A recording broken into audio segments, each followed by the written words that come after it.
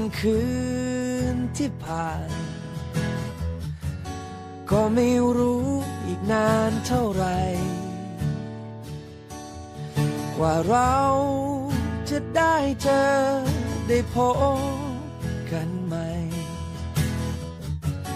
ต่อจากนี้ควรทำอย่างไรในวันหนึ่ง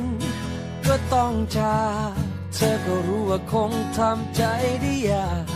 ในเวลาที่เราอยู่ตรงนี้ก่อน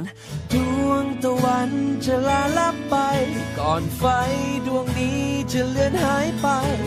ฉันจะมีเธออยู่ให้เธอรู้ในใจ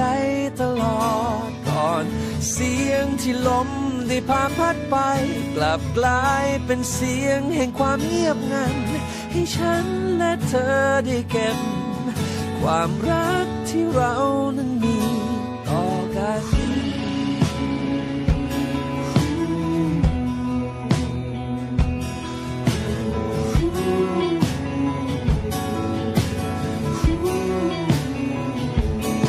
หากขอ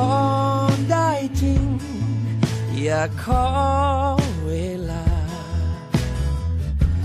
อยู่ตรงนี้ที่เป็นเหมือนเก่าแต่เราก็รู้ดีว่าท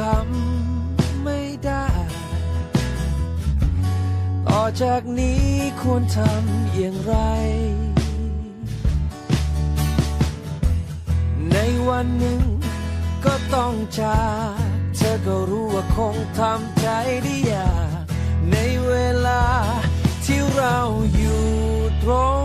นี้ก่อนดวงตะวันจะลาลับไปก่อนไฟดวงนี้จะเลือนหายไปฉันจะมีเธออยู่